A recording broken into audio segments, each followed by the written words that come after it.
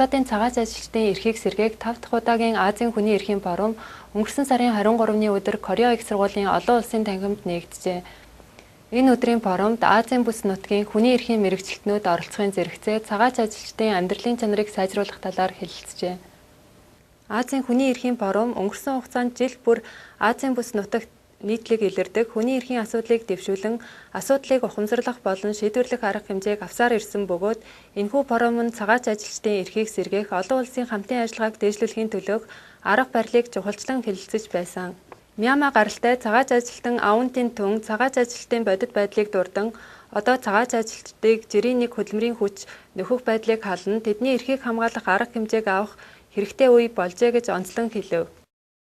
Цагаач ажилтан биеийн өвдөд эмнэлэгт очимоор байдаг гэтэл үйлдвэрийн эзэн зөвшөөрөл өгөөгүйгээс ганцаараа эмчилгээ хийлгээд ирэх хооронд ажлаа салах мэдэгдэл өгсөн жишээч байдаг.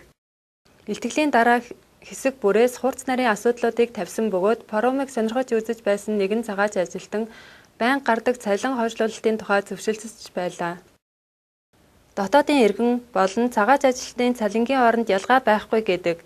Нэгэн цагаач ажилтан хэрвээ цалингаа тухайн үед нь авдаг хүн байх юм бол тэр хүн хамгийн жаргалтай хүн гэж хэлсэн удаа бий. Цагаач ажилтан хамгийн бага цалин гэх 4050 воноч авахд бэрх байгаа энэ бодит байдал бөгөөд материалаас харахад цагийн 6200 вон авна гэж бичсэн байдаг.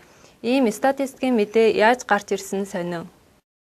Онцгойлон энэ удаагийн форумын материалыг бэлтгэсэн тохиомлын бодит байдлыг хангалттай бус гэсэн санал их байсан бөгөөд илтгэл тавигчид суудлаасаа тэр даруй хариулт өгч байлаа. Дотоодын иргэн болон цагаач ажилчид хоорондоо хамтарч чадах арга барилыг албан ёсоор тогтоож, ерөнхийд нь наривчлан хууль тогтоомжийн хүрээнд адил цалин, адил хандлагаар хандах ёстой. Нэг талаар цагаач ажилчин болон түүний гэр бүлийн эрхийг хамгаалах тухай олон улсын гэрээ хэлэлцээрийг давхар хэлэлцлээ. Гэрээ батлагдаад энэ жил 19 дэх жил болж байна. Солонгос төдийгүй Филиппин, Дунд Түмэрийг хасаад зүүн өмнөд Азийн бүх улс одоо ч гэсэн санал нэгдээгүй байгаа тухай шимжлэх дуу хоолой өндөр байлаа. Жинхэнэ утгаараа Солонгос улс цагаач ажилчдын эрхийг хамгаалахын тулд цагаач ажилчдын эрхийг хамгаалах хэлэлцээрийн дагуух саналыг юун төрөнд тавих ёстой бөгөөд тэгхийн тулд бүртгэлгүй цагаач ажилчдын эрхийн талаар иргэний бүртгэл мэдээллийн хууль болон олон улсын хууль зэрэгт хяналт тавих хэрэгтэй.